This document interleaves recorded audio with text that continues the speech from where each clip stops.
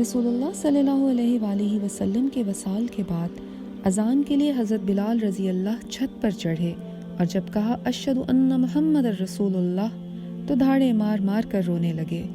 روتے روتے آواز بند ہو گئی اور پھر اتر گئے اور کہا میں قسم کھاتا ہوں آج کے بعد اذان نہ دوں گا۔ پھر رسول اللہ صلی اللہ علیہ وآلہ وسلم کی تدفین کے بعد حضرت ابوبکر صدیق رضی اللہ سے اجازت لے کر جہاد کے لیے ملک شام چلے گئے۔ 6 ماہ گزر گئے۔ ایک دن قسمت جاگی اور خواب میں آقا کا دیدار ہوا۔ آپ صلی اللہ علیہ وآلہ وسلم نے خواب میں فرمایا بلال یہ کیا بے وفائی ہے، ہم سے ملنا کیوں چھوڑ دیا؟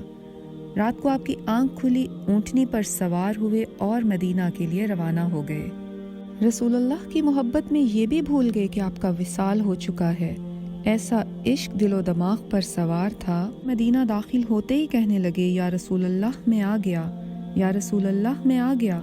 جب حجرہ مبارک پہنچے تو یاد آیا کہ آپ کا تو وصال ہو چکا ہے۔ حجرہ میں داخل ہوئے تو قبر مبارک پر گر پڑے اور زار و قطار رونے لگے۔ اتنا روئے کہ غشی کی کیفیت طاری ہو گئی۔ نماز کا وقت آ گیا، مسجد ساری بھر گئی۔ سب کی تمنا کہ آج بلال اذان دیں۔ کسی کی ہمت نہ ہوئی کہ ان سے اذان کی درخواست کر سکیں، تو صحابہ نے حسنین کریمین سے کہا کہ وہ آپ سے اذان کی درخواست کریں۔